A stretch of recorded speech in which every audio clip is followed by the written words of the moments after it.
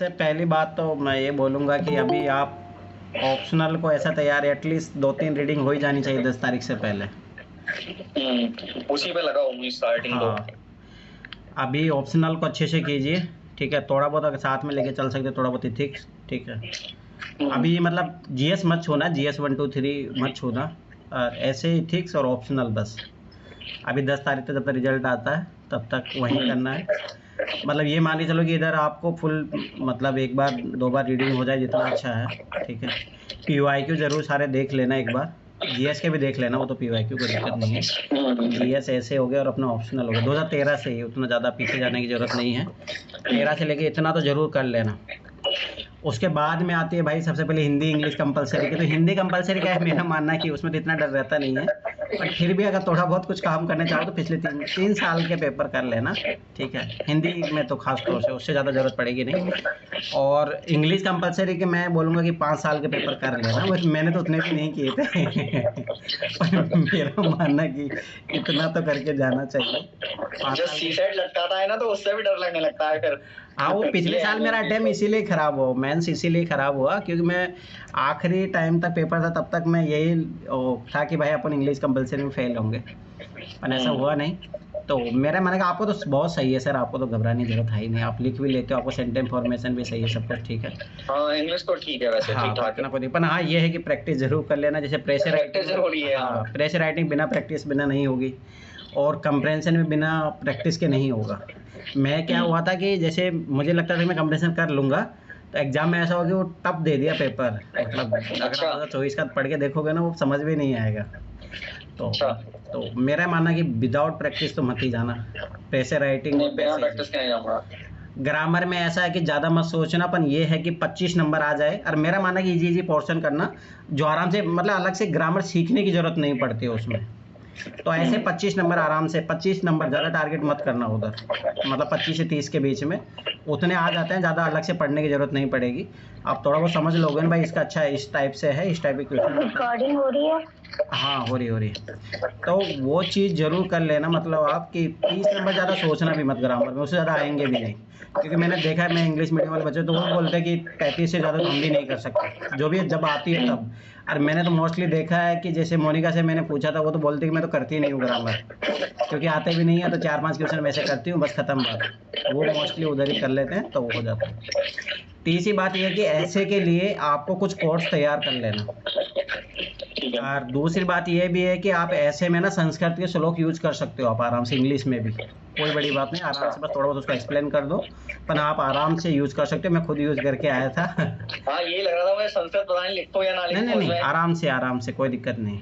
और यहाँ तक कि भी मैं तो ये भी बोलूँगा कि अगर आप जीएस में भी यूज कर पाओगे, इंग्लिश जैसे ऐसे में यूज कर पाओ, कर सकते हो, कोई वो लैंग्वेज का बैरियर नहीं रहता। ये सब फालतू का बाहर लोग ऐसे बहानाबाजी करते हैं, ऐसा कोई दिक्कत नहीं है। तो आप अगर अच्छा कोर्स मान के चलो कि आपका ऐसे है, अगर आपको उसके अकॉर्डिंग अगर बढ़िया इंग्लिश में कोई कोड याद आ रहा है तो आप लिख सकते हो, उसका एक्सप्लेनेशन हिंदी में कर दो, कोई इश्यू नहीं है, तो वो कर सकते हो, कोई बड़ी बात नहीं है। दूसरी बात है ये जो जीएस में होता है भाई, इंग्लिश की टर्मिनोलॉजी आराम से यूज कर सकते हो, कोई बड़ी बात नहीं, वो नेगेटिव पॉजिटिव कुछ भी नहीं रहता, फायदा में रहोगे आप, ठीक है। और दूसरी बात ये रहती है कि जो बच्चे बोलते हैं कि आखिरी नीचे लिख सकते हो, इधर साइड वाइड में नहीं लिखना है। मैं आराम से नीचे तक भर के आया था तो उसमें दिक्कत नहीं रहती है, अपन हाँ ये कि साइड नहीं लिखना चाहिए, तो वो नेगेटिव, हाँ वो नेगेटिव मार्किंग हो जाती है।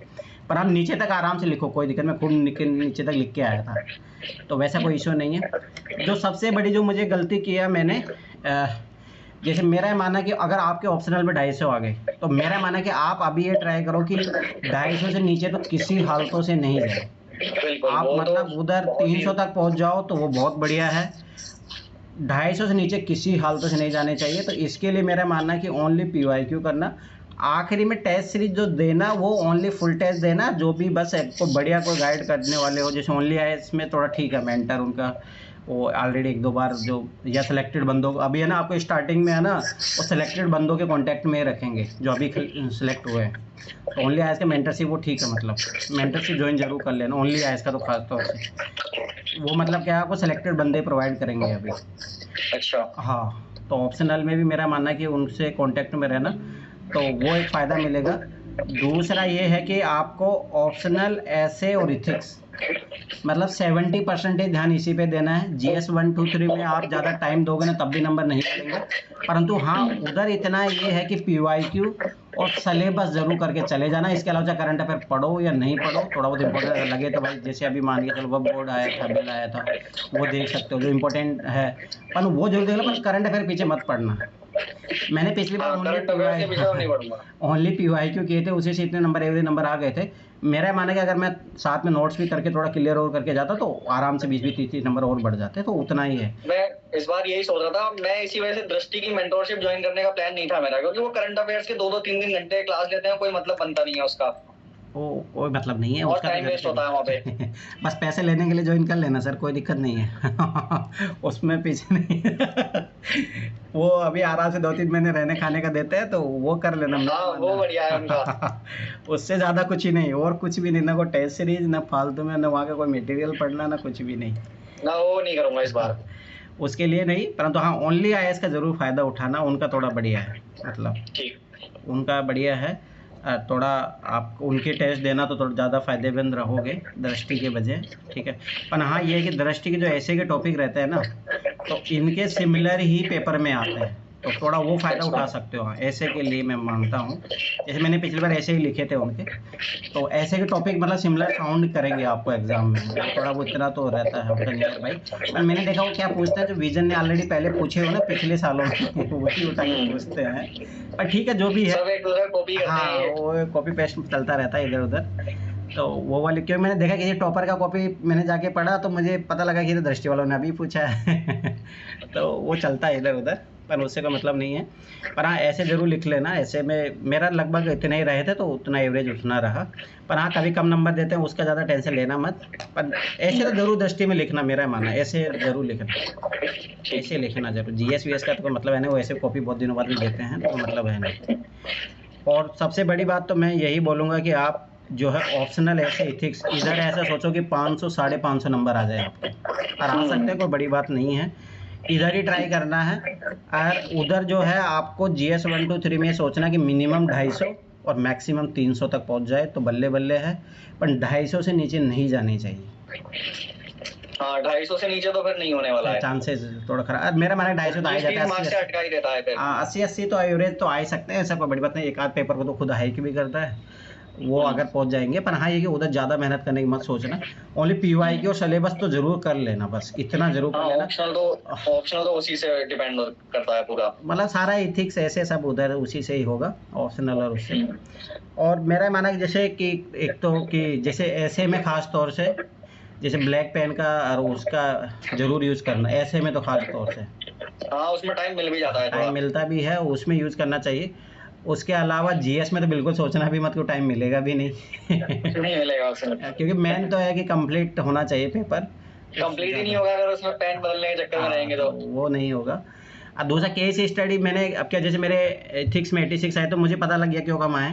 एक तो मैंने क्या हुआ था कि डायरेक्ट इंट्रो लिखा और मैंने स्टेक होल्डर नहीं लिखे, और न वो एथिकल डायलेमा उसमें क्या है वो नहीं लिखा, तो मेरा मानना है कि कम से कम 10-15 नंबर तो वो कम हुए हैं मेरे। एक वो बहुत गलती होती है कि हम जो है केस स्टडी में एक ही एथिकल डायलेमा सारे में लिख के आ जाते हैं, हर केस स्टडी में कि यही एथिकल डायलेमा आ रहा है। हाँ वो भी थोड़ा मुश्किल है, करने पड़ेंगे, अलग अलग होने चाहिए वो। तो एक तो मैं बोलूँगा कि ये गलती मत करना जो मेरे से गलती हुई है। दूसरा कि इंट्रोडक्शन, मेन बॉडी, कंक्लूजन, ये तो हर में रहना चाहिए, ठीक है। और प्रैक्टिकल एग्जांपल, हाँ जो रियल अभी चल रहे हो। हाँ, और दूसरी बात जो उधर जो है पोर्शन जो अपना जो क्वेश्चन वाले आते हैं उसमें ये चीज़ जरूर याद रखना कि डेफिनेशन एकदम एक्यूरेट आपको याद रहे जितनी ज़्यादा अच्छी है। और जैसे आप कोई चीज़ डिफाइन करो उसके साथ में एग्जांपल जरूर होना चाहिए। और आप जैसे 10 नंबर का क्वेश्चन होते हैं उसमें तो आपको मैक्सिमम 4, ठीक है, 3 से मिनिमम नहीं जाना है, आपको काउंट 3 एग्जांपल जरूर देने होंगे मेन बॉडी में। उतना अगर आप कर ले तो आराम से, जैसे मोनिका का मैंने देखा उसकी कॉपी चेक की थी, उसके एवरेज नंबर रहे हैं, मतलब आपकी बार भी 120 समथिंग थे, लास्ट ईयर भी इतने, तो इथिक्स आप उधर आराम से 115-120 ला सकते हैं। बस वो है कि एग्जाम्पल आपके पास अच्छे होने चाहिए, और एग्जाम्पल में भी आपके पास थोड़ा डाइवर्सिटी होना चाहिए। ऐसा नहीं कि आपके पास ब्यूरोक्रेट के एग्जाम्पल ऐसा नहीं है, सोशल जो सर्विस करे उनके पास एग्जाम्पल, तो आप थोड़ा बदल। अशोक खेम का हो गया पुराना काफी। हाँ, तो आपको क्या करना है, जो अभी पद्म विभूषण जो मिले हैं इनका थोड़ा अभी जो अभी रिसेंट में मिले ही हैं तो उनका जरूर इनका यूज करोगे तो जितना ज़्यादा अच्छा रहेगा। हाँ, मैंने कुछ वैसे कलेक्ट कर रखे हैं, स्पोर्ट के कलेक्ट किए हैं मैंने कुछ, जैसे मनु भाकर का हो गया, और इनका हो गया चेस चैंपियन जो बने थे, गुकेश, जिसका क्वेश्चन भी आया था फिल्म्स में। तो ये कुछ मैंने शॉर्टलिस्ट किए हुए हैं वैसे स्पोर्ट के। हाँ, मतलब जितना करंट के आप रखोगे ना उतना ज़्यादा बढ़िया है। और मतलब ये है कि थोड़ा डाइवर्सिटी होनी चाहिए, कुछ पॉलिटिकल भी होना चाहिए, कुछ सोशल भी होना चाहिए, कुछ साइंटिफिक भी होना चाहिए, कुछ स्पोर्ट्स से भी होना चाहिए। तो जितना डाइवर्सिटी रहेगा ना आपके पास, एग्जांपल इथिक्स में मैंने ये चीज़ नोटिस किया कि आपको आता है कितना, उससे मतलब है ही नहीं। आप अपनी बात को कितना जस्टिफाई करते हो विद द एग्जाम्पल, आपको नंबर अच्छे मिलेंगे। और यही सेम चीज़ ऐसे में भी लागू होती है, क्योंकि ऐसे में मैंने क्या किया था कि मैंने बहुत सारे एग्जाम्पल से मैंने आपके ऐसे उसी थ्रू लिखा था। कोट्स मैंने बहुत यूज़ किए थे, तो उसी कारण अच्छे खासे 105 नंबर, मतलब आपकी बार के हिसाब से बहुत ठीक है नंबर। तो मेरा मानना है कि आपको जितना एथिक्स में जितना काम करोगे ना आप, या इथिक्स में या PSIR में जितना काम करोगे आप, उतना ही फ़ायदा आपको ऐसे में मिलेगा। आपके तो शायद 120 प्लस आते, वो आप शायद प्रैक्टिस नहीं किए थे ऐसे। 4-5 वहीं लिखा था या एक आधा लिखा था शायद पहले? नहीं लिखा था, 4-5 तो लिखा थे। पर हाँ, वो गलती बताऊँ क्या हुई थी। हाँ। मतलब यहाँ जब दृष्टि में ऐसे लिख रहा था तो मेरे से गलती ये होती थी, मैं फ्रेमिंग करना ये सब चीज़ें, तो टाइम लग रहा था मेरे से। अच्छा। मेरी ये आदत है कि मैं पूरा पेज भरने की आदत है मेरी। तो मैं एग्जाम में सोचा कि देखो मैं फ्रेमिंग करना, तो अब वो ठीक है, मैं फिर किसी टॉपर का पढ़ा था कि कभी जब आप बहुत ज़्यादा प्रैक्टिस कर लेते हो तो कोई ज़रूरत नहीं पड़ती है फ्रेमिंग की, आप डायरेक्ट भी कर सकते हो। तो मैंने डायरेक्ट ही अप्लाई किया वहाँ पे। अच्छा। फ्रेमिंग किया ही नहीं बिल्कुल भी। वैसे 10 मिनट फ्रेमिंग करना सही रहता है। हाँ, मतलब सही रहता है, पर मैंने तो डायरेक्ट लिखा हो, मतलब समझ रहे हो, पहला पेन उठाओ चलो, बिल्कुल भी फ्रेमिंग करके लिखते तो आ जाते 120 हाँ, प्लस आराम वो से। उतने आ जाते हैं। पर वही है ना कि फ्रेमिंग, अब उस टाइम मेरे माइंड में ये था कि भाई पेपर कंप्लीट होना चाहिए। मैं इस एग्जाम में यही क्लियर करके भाई, क्योंकि पेपर ज़्यादा दिए नहीं थे मैंने, तो इतना ज़्यादा कॉन्फिडेंस था नहीं। तो पर मैं सोच लेता पेपर कंप्लीट होना चाहिए। तो ये गलती मैं मानता हूँ कि हाँ 15-20 नंबर वहाँ बढ़ सकते थे फ्रेमिंग का। एथिक्स का पूरा हो गया था आपका? हाँ, आराम से। तो टाइम मैनेजमेंट उसमें कैसे किया था? मतलब मैंने उससे सबसे पहले ये था कि केस स्टडी किया हूँ सबसे पहले केस स्टडी। हाँ, सबसे पहले उठाया मैंने पूरा केस वही स्टडी। 15 मार्कर्स है। हाँ, तो फिर जैसे मैंने केस स्टडी किया, 1.5 घंटे में मेरे केस स्टडी पूरी हो गई थी। अच्छा। फिर उसके बाद में जो बचे थे क्वेश्चन, फिर वो मैंने किए उसमें। तो बहुत जल्दी निपटा दिए 1.5 घंटे में तो मैं वो बोला गलती हुई ना मेरे से, वो मिस्टेक होल्डर वो नहीं सब डाला।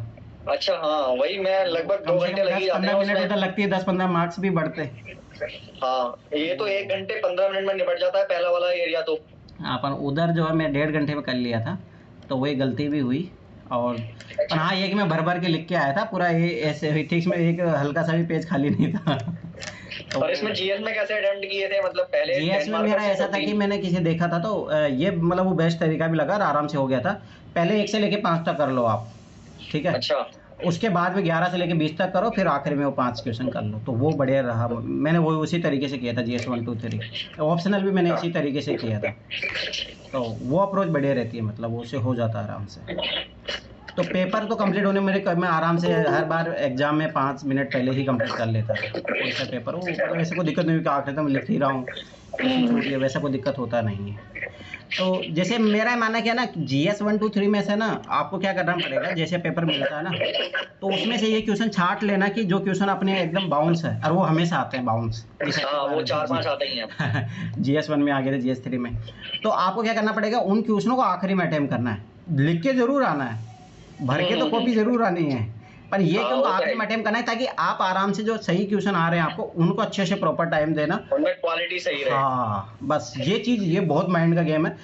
मेरा मानना है कि इससे फ़ायदा मिलता है। इससे क्या रहा कि मेरे को उन क्वेश्चनों में कुछ मार्क्स मिल गए, और जो क्वेश्चनों में अच्छे थे उनमें तो फिर मिले। तो ये थोड़ा याद रखना कि ये जरूर कर लेना। जैसे GS 1 में मैं आराम से इसीलिए कर लिया था कि भाई मेरे को आ ही नहीं रहे, तो उनको मैं अटेम्प्ट क्यों करूँगा। तो मैं पहले जो आ रहे थे उनको अच्छे से किया, फिर उनके बाद में जो नहीं आ रहे थे उनको भी कैसे भी जो भी है जनरल नॉलेज लगा के जो भी है XYZ कंप्लीट करके आया। तो उससे आराम से पेपर कंप्लीट हो जाता, दिक्कत नहीं होती पेपर कंप्लीट होने में। तो वो स्ट्रेटेजी बहुत ज़रूरी है। दूसरी बात जो एक चीज़ मुझे जो लगी इस एग्ज़ाम में, अगर आप थोड़ा बहुत भी अगर फ्लो चार्ट का जहाँ पे भी स्कोप बने, मैप का स्कोप बने, ठीक है, कोई चार्ट से कोई ग्राफ से अगर शो करोगे, तो आपकी कॉपी ऑटोमेटिक जो सब लोगों से एकदम अलग हो जाएगी। जहाँ स्कोप बने वहाँ ज़रूर करना चाहिए। जैसे मैं हिस्ट्री का पहला ही क्वेश्चन आया था, तो उसमें मैं टेबल बना के दे के आया था। तो जहाँ पे भी आपके पास स्कोप मिले ना भाई, इसमें टेबल बना के मैं दे सकता हूँ, इसमें कोई ग्राफ बन सकता है, तो उसके ऑटोमेटिक आपके नंबर बढ़ेंगे। ये चीज़ ज़रूर है। दूसरा जैसे इथिक्स के पेपर में ऐसा बहुत बार होता है कि पेपर करना थोड़ा बहुत टाइम लगता है, तो उसमें आप ये क्या करो, जैसे मैं 1-2 क्वेश्चन में करके आया था, अब आए ना आए करके तो ज़रूर आना। अब ये मान के चलो उसमें नहीं आ रहा तो गोला बनाओ, फ्लो चार्ट बनाओ, फटाफट उसको पूरा एक जैसे एक इंट्रोडक्शन करेंगे तो पहला पेज ऐसे भर गया, दूसरे में उसमें एकदम वो ट्री डायग्राम बना के आओ, कंप्लीट करो। उससे क्या होता है, कम शब्द में आपको नंबर भी मिल जाएंगे और टाइम भी बढ़ जाएगा। हाँ, वो हो जाएगा। तो वो चीज़ आपको अपना काफी सही काम करती है। हाँ, वो आपको करनी ही पड़ेगी, तभी जाके आपको पेपर भी कंप्लीट होगा और मार्क्स भी बढ़ेंगे। मार्क्स तभी बढ़ेंगे। पूरा अगर थ्योरी में लिखूंगा तो पेपर ही कंप्लीट नहीं होगा। थ्योरी में नहीं, पर हाँ मेरा मानना है कि कुछ क्वेश्चन तो ज़रूर आप फ्लो चार्ट, डायग्राम ये ज़रूर लिखिए, उसका फ़ायदा मिलता है। अब वो डिपेंड करता है कि आप कितने क्वेश्चनों में यूज़ कर पाते हो। GS1 में तो प्लान बनाया हुआ पूरे महीने करके आऊंगा हर क्वेश्चन में, हिस्ट्री के भी मैप सुना के आऊंगा। हाँ, जितना कर सकते हो उतना कर। जैसे मैं इंडियन सोसाइटी में बनवाया था, इंडियन सोसाइटी में थोड़ा कुछ चीज़ें तो वो जहाँ पे आपको स्कोप लगे, आपका जहाँ लगता है कि हाँ यहाँ पे चांसेस है, बिल्कुल भी चांसेस, वहाँ बनाएंगे ज़रूर। जैसे वो मंदिर वाला आया था, चोल का स्थापत्य कला वाला ऐसा आया था, तो उसमें ज़रूर दिखाओ, वो बहुत फ़ायदेमंद रहता है। अब उस क्वेश्चन का मुझे कुछ आइडिया तो था नहीं, पर मैं ऐसे लिख के आया था एवरेज। तो मेरा मानना है कि दूसरी बात है कि मार्क्स ज़रूर मिलते हैं। अगर आप खाली छोड़ के आओगे तो भूल ही जाओ, कुछ नहीं मिलेंगे। पर अगर आप लिख के आए हो, जैसे मुझे पता है ओरलिस्ट वाला जो क्वेश्चन मुझे कुछ भी नहीं आता था, पर मुझे पता है 1 या 1.5 नंबर 2 नंबर तो जरूर दिया है मेरे को। तो ये हाँ, उतना तो मिल ही जाता है। एवरेज अगर लिख के आए हो तो 2 मार्क्स तो मिलेगा ही मिलेगा। तो यही है कि आपको वो नंबर चुनना है, वहाँ से वही होता है ना कि घड़ा बनना है बूंद बूंद से, तो उसी से काम चलता है। तो मेरा मानना है कि अगर ऑप्शनल ऐसे इथिक्स अगर आपका अच्छा है तो आराम से इंटरव्यू कॉल, यहाँ तक फाइनल सिलेक्शन की भी गारंटी है। बस यही चीज़ याद रखना कि GS 1 2 3 में 250 से कम ना हो। उधर 270 280 पहुंच जाए तो बहुत अच्छा है, और उधर ऑप्शनल ऐसे इथिक्स में 500 से कम नहीं होने चाहिए। GS 3 तो मेरा सही है, GS 3 और 4 अगर आप GS 3 सही कर लिए तो सर ये समझ लो कि आपके टॉप रैंक है, क्योंकि GS 3 के नंबर आते नहीं है। मेरा इकोनॉमिक सर्वे वगैरह सब ये पढ़ा हुआ है पहले से, डेटा वगैरह तो आपको इसका फायदा मिलेगा। हलवाई पैनल के रिपोर्ट वगैरह ये सब, इसका डेटा मैंने कलेक्ट कर रखा है पहले से। तो मेरा मानना है इसका तो फायदा मिलेगा, क्योंकि GS 3 में नंबर नहीं आते। आप टॉपर के उठा के देख लो, हाईएस्ट 120 था की बार का। बहुत कम लेते हैं। 111 नहीं 120 था, मैं किसी आज ही देखा था मार्कशीट। तो वही है कि मेरा मानना है कि आप सर जो मेहनत करनी है ना, आपको मेहनत करनी है ऑप्शनल में ऐसे और इथिक्स में। GS 1 2 3 तो ओनली PYQ करके चले जाओगे ना, काम हो जाएगा। अच्छा, रिवीजन प्लान किस तरीके से किया था? जैसे अभी लगभग 80 डेज है, तो रिवीजन प्लान किस तरीके से बनाया था? गलती तो यही हुई थी, बहुत सारी चीजें थी गलतियां। तो पहली बात तो मैंने तो वेट करने में रह गए थे रिजल्ट का वेट तो ऐसा नहीं था। मैं स्टार्टिंग में जैसे मुझे थोड़ा श्योरिटी हो गई थी, तो जैसे अगले दिन से मैं लग गया था, मतलब जैसे उस टाइम 15 जून को 17 जून से मैं लग गया था, तो मैं 4 दिन में है ना इंटरनल सिक्योरिटी खत्म कर दिया था। बहुत बढ़िया। फिर वही हुआ कि उसके बाद में फिर वही कोई बोल रहा था कि भाई आंसर की इधर उधर हो रही, फिर मैं पढ़ाई नहीं बिल्कुल। फिर वो लाइब्रेरी से डिस्प्यूट हुआ मामला, वो पिछले साल तो ऐसे कोई लड़ाई झगड़े चलते रहे। वो लाइब्रेरी से डिस्प्यूट हुआ, उसके मामले पे लाइब्रेरी छोड़ा, फिर दृष्टि में गया तो फिर उसके बाद में वही रिजल्ट आ रहा, आज आ रहा, कल आ रहा, तो फिर वो खराब हुआ। जैसे रिजल्ट आया फिर उसके बाद में ऐसा था कि चलो ठीक है दृष्टि में जाएंगे, फिर वो प्रोसीजर फॉर्मूला प्रोसीजर होने में सेट होने लगे पढ़ाई के लिए, जब तक फिर दृष्टि गायब। सब फ्री रहना खाना वहीं किया था दृष्टि में ही? नहीं मैं रूम पे था, मैं गया वो, क्योंकि अपन ऑलरेडी इतने सालों से ऐसे रह रहे हैं, तो मैंने वो चूज नहीं किया। नहीं तो वो तो दोनों फैसिलिटी देते हैं। अच्छा, बस ये है कि उस चक्कर में वो ऐसा लग रहा है कंपलसरी क्लासेस करना और ये सब। नहीं हाँ मैं बता तो रहा हूँ ना, जैसे क्लासेस भी करवाते हैं। तो मैं गया क्लास में एक में, अब मुझे जाके नींद आने लग गई वहाँ पे। हिस्ट्री की क्लास चली थी, मैं चुपचाप अब वही होता है ना कि टीचर को डिसओबे कैसे करे।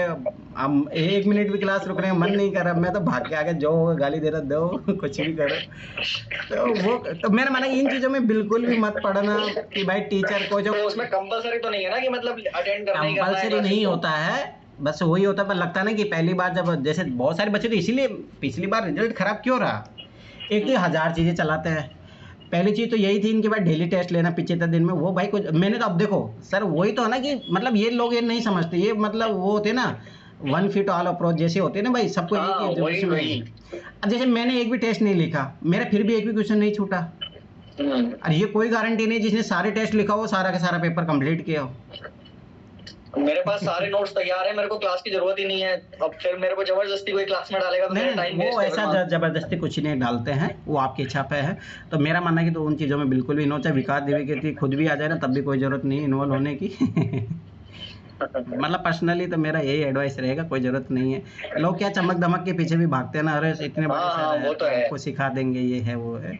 आप जो बेस्ट कर सकते हो आप ही करोगे, सीधी सी बात ये है, कोई मतलब है नहीं। हाँ पर हाँ ये है कि प्रोग्राम के फ़ायदे उठाने चाहिए, पैसे भी मिलते हैं। दूसरी बात टेस्ट सीरीज में कुछ मेरे माने फुल टेस्ट तो लिखने चाहिए, कुछ लिखने चाहिए, ज़्यादा भी ज़रूरत नहीं है, परंतु हाँ कर लेने चाहिए कुछ। हाँ लिखने तो चाहिए, वैसे मेरा भी मानना यही है कि टेस्ट लिखने चाहिए। थोड़ा बहुत फ़ायदा उठा लेना चाहिए, वैसा भी नहीं है बिल्कुल। परंतु हाँ कि और जो चीज़ें हैं उसमें नहीं पढ़ना बिल्कुल भी, जैसे वो करंट अफेयर का ना बांटेंगे आपको, वो तो बिल्कुल बेकार है। इससे पहले मैं एक बार गलती कर चुका हूँ ये वाली। तो वो गलती 3 घंटे बैठा के करंट अफेयर्स कराते थे और एक टॉपिक पढ़ाते थे बस। वो भी नहीं है। दूसरी बात, वो करंट अफेयर के पर्चे भी बांटेंगे, योजना कुरुक्षेत्र के ये है, उनके मैगजीन के, वो हाथ जोड़ देना, कोई ज़रूरत नहीं है। हाँ। उन चीज़ों के लिए बिल्कुल भी टाइम सब ले लूंगा और रख लूंगा, मतलब हाँ मैं भी यही करता था, रद्दी में था। क्या ही करोगे, उसका कोई मतलब बनता नहीं है। पर मेरा ये माना कि सर है ना, एक तो सबसे पहले आप अपने अंदर ये एबिलिटी लाओ कि पेपर टाइम पे कंप्लीट हो जाए। पिछले जब आपने लास्ट टाइम जब मेंस दिया था तो उस टाइम सारे क्वेश्चन हो गए थे आपसे अटेम्प्ट? हाँ अटेम्प्ट तो हो गए थे, एक दो छोटे थे उसमें भी। अच्छा। और वो बिल्कुल डेंजरस सिचुएशन है, अगर आप 2 क्वेश्चन भी एक पेपर में छोड़ के आते हो तो मतलब आप कम से कम या तो 15 से मतलब 25 मार्क्स तो कम से कम बाहर हो ही रहे हो आप। या तो 2 15 के छूटेंगे या एक 15 और एक 10 का छूटेगा। नहीं तो वो गलती 15 मार्क्स से 25 मार्क्स से बाहर हो रहे हो। हाँ तो इसीलिए मैंने वो अप्रोच जो बताया ना क्वेश्चन अटेम्प्ट करने की, तो उसमें ये होगी गलती कि छूटेंगे तो 10 नंबर वाले छूटेंगे, 15 नंबर तो छूटना ही नहीं चाहिए। इस बार तो टारगेट ये है कि हर क्वेश्चन में कुछ ना कुछ ऐसा किया जाए कि 1 मार्क्स एक्स्ट्रा मिले। हाँ वो हो जाएगा। उसके लिए मैं बता रहा हूँ फ्लो चार्ट डायग्राम, वो जो चीज़ है उसमें थोड़ा बहुत भी आप इनोवेशन लाओगे ना अपने क्वेश्चन में तो उससे मिल जाता है, अलग लोगों से हेल्प के नंबर मिलेंगे आपको, वो चीज़ है, वही एक ऑप्शन होता है। और तो सबसे बड़ी चीज़ है कि टेस्ट दिया था पहली बार, जब टेस्ट सीरीज लिख रहा था उसमें नहीं हुए थे, उसमें 13 क्वेश्चन हुए थे सिर्फ एक बार। हाँ वो होता है, वो स्टार्टिंग मेरा भी ये हाल था, पर वो धीरे धीरे पहुँच जाता है, धीरे धीरे पहुँच जाता है। और दूसरी बात मेरा मानना कि आप मेंटली अगर प्रिपेयर हो तो वो हो जाता है। जैसे मैं तो हाँ, वो तो है। मैं एक भी मतलब मुझे याद अच्छे थे कि मैं जीएस का ओनली एक टेस्ट लिख के गया था, जो भी सेक्शनल टेस्ट था 20 क्वेश्चनों का।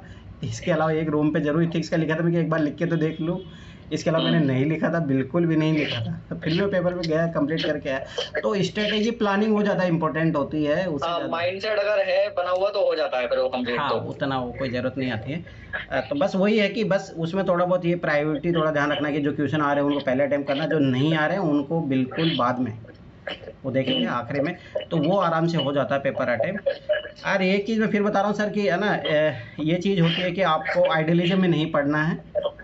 ये सोचो कि पेपर भाई 50% पे सिलेक्शन देता है, टॉप रैंक 1 देता है। तो आपको भी ज़्यादा ऐसा मत सोचना है कि किसी सब्जेक्ट को लेके या किसी टॉपिक को लेके आप एकदम एक्सट्रीम पे चले जाओ। ओनली कीप मतलब एवरेज नॉर्मल आपको रखना है। बस यही है कि आप उसका यूज कैसे करोगे, डिलीवर कैसे करोगे, वो ज़्यादा इंपॉर्टेंट करता है। जैसे मान के चलो इंडियन सोसाइटी का कोई टॉपिक है, अर्बनाइजेशन का टॉपिक है, आप हर चीज़ उसमें मत जाओ जो आपके पास अवेलेबल है। बस ये कि सफिशिएंट होना चाहिए, इंट्रोडक्शन मेरा आ जाए, मेन बॉडी में मेरे पास कुछ कुछ प्रॉब्लम्स है, कुछ सॉल्यूशन के पार्ट है मेरे पास, और एक अच्छा सा कोई निष्कर्ष, उसके लिए मुझे कुछ कोट्स याद करने हो, तो वो सारी चीज़ हो गई। ये चीज़ याद रखना, इसमें ये गलती मत करने चला जाना कि मैं सब कुछ ले लूँ अपने नोट्स में, नो, ये गलती बिल्कुल भी नहीं करनी। दूसरी बात जो मैंने एक इनोवेशन किया है, मतलब डिपेंड करता है कि जैसे मैं क्या करता था कि ना जीएस के आंसर में भी ना कोर्ट से कंक्लूजन करके आता था, अब वो कर सकते हो, ये एक इनोवेटिव आइडिया है। अगर एग्जामिनर को आपका पसंद आया, देखो नुकसान तो कुछ है नहीं, अगर उसको पसंद आया तो आपको बहुत अच्छा फ़ायदा मिलेगा, आधा 1 नंबर का फ़ायदा मिलेगा, पर फ़ायदा मिलेगा। जैसे मैं करता था बहुत सारे क्वेश्चनों में, मैंने जीएस में भी किया, ऑप्शनल किया कि कुछ जो मैं कंक्लूजन जो है कुछ कोर्ट से करता था। तो हाँ, जितना आप ऐसे में कोट्स याद रखोगे, तो अगर जहाँ लग रहा है कि बिल्कुल फिट बैठ रहा है तो करो, वहाँ पे क्या दिक्कत है। तो वो चीज़ अप्रोच एक थोड़ा अलग हटके है, मतलब जो लोगों के बीच में नहीं होती है ये चीज़। तो वो कोर्ट से आप एंड कर सकते हो, कोर्ट से शुरू भी कर सकते हो, कोई बड़ी बात नहीं है। तो वो भी शुरू तो सब करते ही हैं वैसे मोस्टली। नहीं मतलब ऐसे ही बात नहीं कर रहा हूँ मैं, जीएस की बात कर रहा हूँ।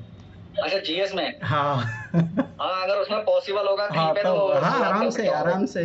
जैसे छोटे मोटे कोड तो आप कहीं पे भी यूज कर सकते हो, जैसे वसुधैव कुटुंबकम हो गया, सत्यमेव जयते हो गया, ठीक है। ये तो जैसे प्रधानमंत्री के जो स्लोगन हो गए, सबका साथ सबका विकास, ये जो चीज़, ये तो जरूर करना, ये तो बहुत, हाँ। ये वो है। अब जैसे मुझे कुछ कुछ नर टू नारायणी वाला याद था, एक दो बजट 2019 की थीम थी। तो अच्छा। ऐसी चीज़ें जो है आप जहाँ यूज करोगे बहुत फ़ायदा मिलेगा। ये अलग है, मतलब ये मोस्टली बच्चे इन चीज़ों के यूज करने के सोचते भी नहीं। तो ये लीक से हटके है, परंतु फ़ायदा देगा आपको, एक अलग ये चीज़। अब दूसरी बात है कि टॉपर्स की कॉपियाँ ज़रूर देखनी है, परंतु अभी स्टार्टिंग पॉइंट में नहीं। अभी अपने बेस तैयार करो, उसके बाद में जब हाँ लग रहा है कि अब हम ठीक लेवल पे हैं, फिर ज़रूर टॉपर्स की कॉपियाँ यूज़ करनी है। टॉपर्स की कॉपियों में भी ऐसा नहीं कि सब चीज़ यूज़ करना है। सबसे ब्लाइंडली फॉलो नहीं करना उसको भी। सबसे प्रायोरिटी आपको ये देनी है कि सबसे पहले जैसे ऑप्शनल है, हाँ तो ऑप्शनल में भी ज़रूर, और वहाँ से ये चीज़ है कि जैसे छाँटना भी है, एक डायरी बना लेना ऑप्शनल। जैसे उसने कोई चीज़, मैं अगर मान के चलो कि मैं उसको थ्योरेटिकल लिखने वाला था, उसने फ्लो चार्ट में बना दिया, तो वो direct flow chart copy paste करो। ऐसी चीज़ें ज़रूर। और दूसरी बात उसका कंक्लूजन करने का, जैसे मैं बता रहा था कि मैं उसे मान के चलो कि श्लोक से कर देता हूँ, तो अगर ऐसा कुछ इनोवेटिव आइडिया मिले, इंट्रोडक्शन लिखने का कुछ मिले, फ्लो चार्ट अगर उसका कुछ मिल रहा है और वो समराइज़ किस तरीके से कर रहा है, तो ये चीज़ ज़रूर ऑप्शनल में। उसके बाद में आती है ऐसे का। ऐसे का ज़रूर, ऐसे का फ़ायदा मिलता है, ऐसे का ख़ास तौर से फ़ायदा मिलता है। उसमें आप उसको देखो कि जैसे मैंने टॉपर्स का ट्रेंड पकड़ लिया था कि यार वो सबसे बेस्ट रहता है, मतलब कि वो क्या करते हैं कि जैसे रवि सियाग का मैंने देखा, हाँ ये भी चीज़ याद रखना कि आपको नर्वस भी नहीं होना है। रवि सियाग का एकदम बहुत एक्स्ट्रा हाई लेवल का था, अब अच्छा। उतना लेवल पहुंचाने की जरूरत भी नहीं है। तो कई बार जैसे मैं रवि सियाग का 2-3 कॉपियाँ पढ़ा, तो मुझे लगा कि भाई इस लेवल पे तो मैं कभी नहीं पहुंच पाऊंगा। ये मैं देख लिया था, क्योंकि उसने ऐसी ऐसी बुक का रिफर किया है कि मैं कभी पढ़ा ही नहीं, सोचा भी नहीं, सुना भी नहीं, नाम तो मैं कैसे लिख दूंगा। तो ये कोई ज़रूरी नहीं है। और बहुत बार जब है ना, ये भी ध्यान रखना कि जब आप उनके ऐसे की कॉपी पढ़े, तो उनको ऑप्शनल सब्जेक्ट थोड़ा बहुत माइंड में होना चाहिए, उनको ऑप्शनल सब्जेक्ट क्या है। तो क्या होगा कि वो उनका ऑप्शनल सब्जेक्ट को नज़दीक जाते हुए दिखेंगे। तो आपको बचना है उन चीज़ से कि भाई आप जितनी अपनी फ्लेक्सिबिलिटी है उसको ध्यान रखना है, कि ऐसा नहीं कि मैं तो इसके बराबर नहीं पहुंच सकता। जैसे रवि सियाग का देखोगे तो हिंदी के बहुत सारी उसने लिखे, क्योंकि हिंदी ऑप्शनल था उसका, बहुत सारे बुक्स उसने रिफ़र किए। अगर आप उनकी इथिक्स की कॉपी भी देखोगे तो उसमें भी उसने बहुत सारी बुक्स मेंशन की है। तो ऐसा कुछ ही नहीं है। फिर मैंने अदर जिनके अच्छे नंबर आए हैं, मैंने उनकी कॉपी देखी कि नॉर्मल एवरेज लिखने से भी है ना बच्चों के अच्छे नंबर आते हैं। ऐसा कोई ज़रूरी नहीं कि आप एडवांस बनोगे तभी आएंगे। तो वो भी एक बहुत ज़रूरी चीज़ हो जाती है, नहीं तो बच्चे घबरा जाते हैं कि मैं तो इस लेवल पे पहुंचूंगा नहीं, मेरा कभी सिलेक्शन होगा ही नहीं। तो हो जाता है। ये है। दूसरी बात, इथिक्स की कॉपियाँ ज़रूर देखना। इथिक्स में कॉपी उनका लिखने का तरीका, जैसे इंट्रोडक्शन, फिर वो अगर मान के चलो वहाँ से कुछ एग्जांपल मिल जाएंगे आपको, कुछ फ्लो चार्ट मिल जाएंगे, कुछ सारी चीज़ें, वो जरूर बस इतना पैटर्न रिकॉग्नाइज करने के लिए, अपने माइंड फ्रेम को तैयार करने के लिए कि मुझे ऐसे इस पैटर्न से ऐसे लिखना है, इसी पैटर्न से मुझे इथिक्स के आंसर लिखना है, बस वो चीज़ सीखनी है। और वहाँ से जैसे कुछ कुछ चीज़ें जो मिल जाए, जैसे आप मिलेगी, मतलब बहुत कम चांसेस होते हैं 10 कॉपी में आपके एक कॉपी कोई काम की होगी। तो ये तरीका है। तो मेरा मानना है कि वो जरूर सीख लेना, पर अभी नहीं, पहले अपने बेसिक्स को अपने अच्छे से करो, उसके पहले तो बाद रिजल्ट आने का वेट करूंगा इसके लिए तो। नहीं, रिजल्ट हो जाएगा, इतना नेगेटिव तो नहीं रहना चाहिए। परंतु हाँ ये है कि जब मौका मिलता है मेंस लिखने का, तो बिल्कुल भी लापरवाही नहीं। हाँ, लापरवाही तो नहीं कर रहा हूँ, लेकिन थोड़ा सा ऐसा ही है, डाइसी सिचुएशन अभी, जब तक रिजल्ट नहीं आएगा तो। अब वो रिजल्ट जब तक श्योरिटी तो 100% किसी को नहीं होती है, क्योंकि मार्क्स जब ऑफिशियल मार्क्स आते हैं तो उसमें कभी कभी ज्यादा भी आ जाते हैं चीजें, और कभी कभी कम भी हो जाते हैं। जैसे मेरे साथ ऐसे हुआ ना कि 2022 वाले जब मैं आया एग्जाम से मिला है, तो मेरे 105 नंबर आ रहे थे, और रियल एग्जाम में 92 आए, तो लगभग 13 नंबर कम हो गए। और पिछले साल भी ऐसा था कि 92 ऐसे कुछ आ रहे थे, आए कितने 80 नंबर आए। तो वो पिछली बार मेरे भी कम हुए थे, 24 वाले में तो मेरे भी कम हुए थे। तो वो चीज़ होती है। अब जैसे तो कभी कभी बढ़ते भी, 2023 में जैसे मैं सोचा था कि 60 नंबर आएंगे, 70 नंबर पहुंचे, तो बढ़ते भी है, दोनों चीज होती है। हाँ। तो ये इस बार बढ़ जाए तो फायदा है, ना भी बढ़े उतने ही रहे तो भी ठीक है, बस कम नहीं होने चाहिए। कम नहीं होने चाहिए।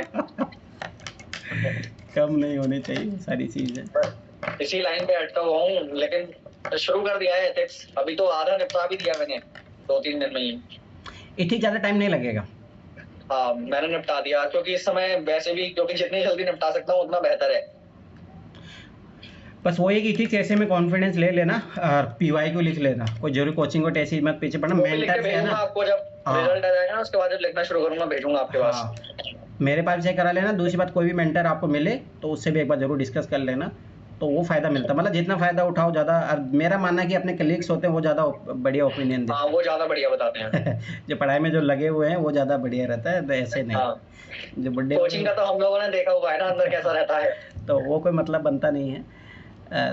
मेरा मानना है कि राइटिंग की कोई भी टेंशन मत लेना, राइटिंग कोई मैटर नहीं करती है। राइटिंग ठीक ठाक है मेरी। हाँ, तो बस फिर टेंशन लेने की ज़रूरत है ही नहीं आपको।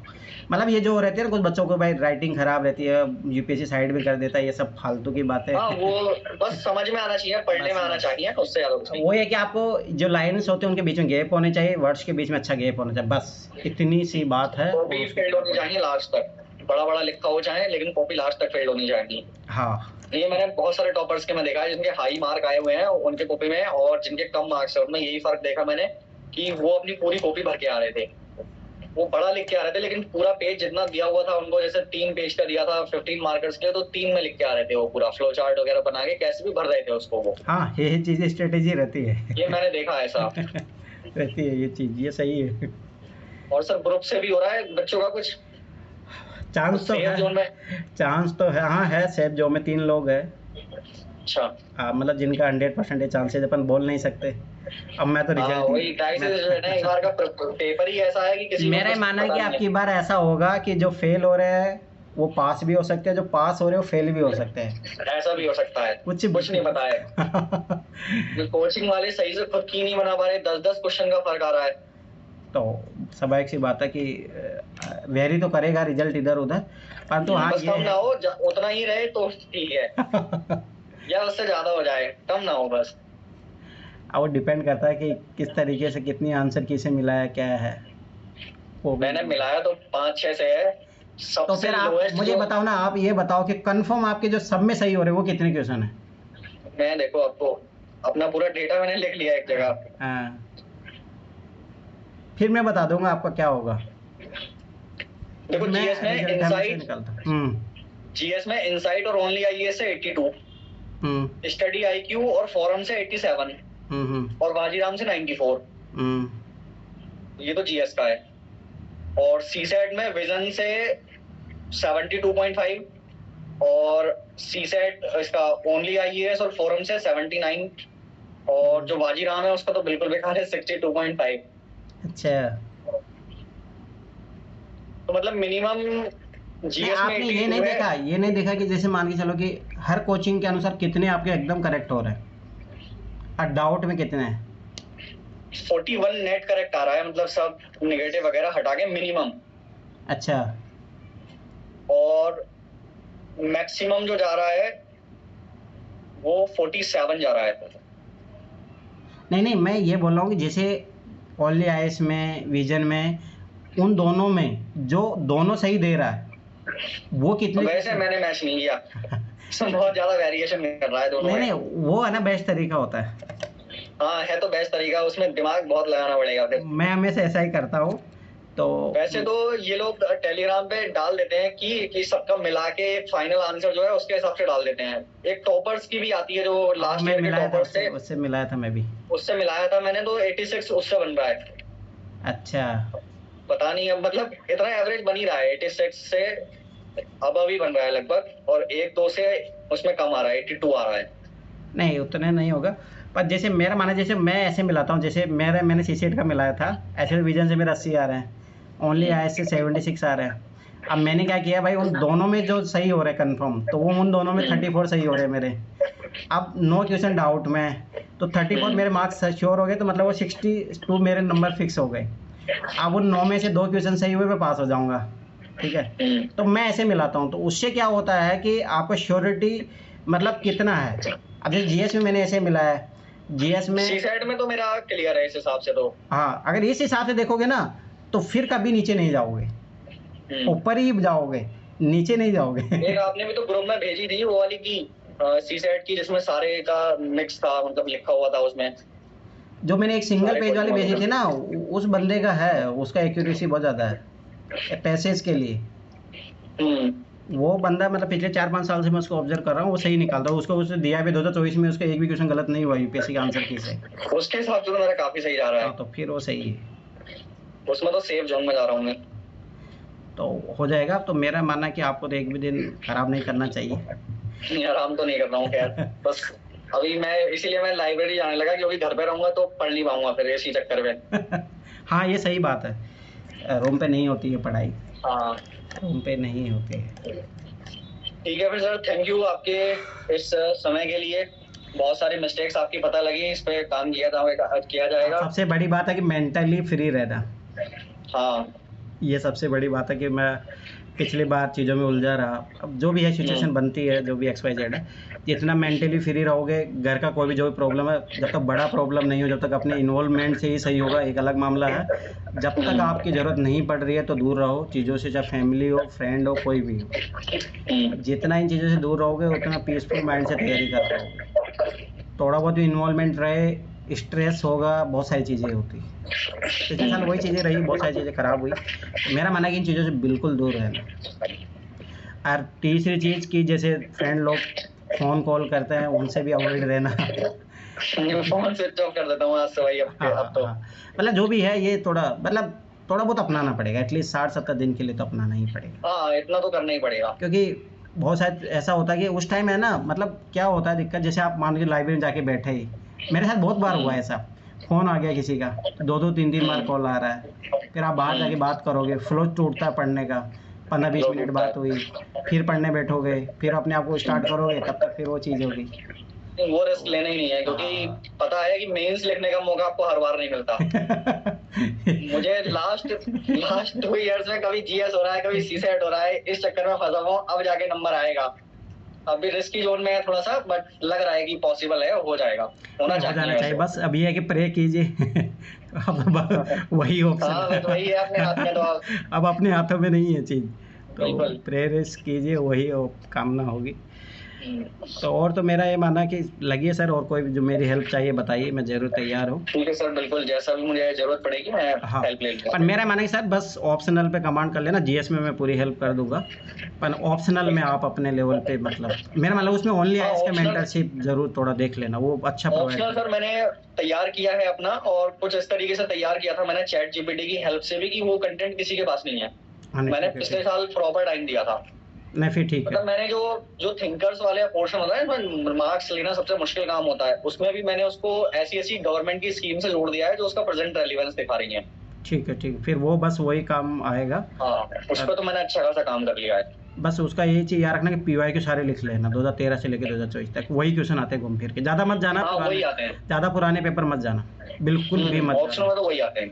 2013 से लेकर 2024 तक एक एक पेपर का एक एक आंसर प्रेजेंट के अनुसार, वो चीजें जरूर कर लेना। एटलीस्ट फ्रेमिंग तो कर ही लूंगा, सारे लिखे नहीं जाएंगे तो फ्रेमिंग करके रख लूंगा कि अप्रोच कैसे करना है, और पिछले 7-8 साल के तो लिखूंगा ही, ये तो पक्का है। मतलब जैसे ओनली आईएएस में कोई मेंटर अगर बढ़िया मिल जाए ना, तो आप पर्सनली उससे मिलके आप लिख के चेक करवा लेना। PYQ टेस्ट सीरीज के चक्करों मत पड़े। हाँ PYQ से लिखना है मेरे को, टेस्ट सीरीज लिखनी नहीं है। PYQ मेरा मानना है कि ओनली PYQ से काम हो जाता है, कोई ज़रूरत नहीं है। कोई भी ज़रूरत नहीं। मैं तो ऑप्शनल का कुछ भी नहीं लिख के गया था। इस बार मेरा प्लान यही है कि मतलब सारे के सारे PYQs को शॉर्ट लिस्ट करके, जो भी उसमें डायमेंशन पूछे हुए हैं उन्हीं डायमेंशन को रेडी करूंगा, और उन डायमेंशन पे करंट अफेयर्स या जो टेस्ट सीरीज का आंसर होगा उसमें से कुछ वैल्यू एडिशन कर लूंगा। टेस्ट सीरीज कैसे अच्छा आंसर रहता नहीं है, पर आप जहाँ लगे थोड़ा बहुत देख लेना। ChatGPT का हेल्प ले लूंगा, वरना करंट रेलेवेंस उससे रिलेटेड वो ज़्यादा फायदेमंद रहेगा। वो ज़्यादा ये वैल्यू एडिशन का ही काम करूंगा मैं, PYQs के बाहर जाऊंगा ही नहीं इस बार। वो कर सकते हो आप, उसमें कोई बड़ी बात नहीं। और उसके अलावा तो मेरा मानना है कि हिंदी इंग्लिश की बिल्कुल टेंशन मत लो, सर हो जाता है आराम से।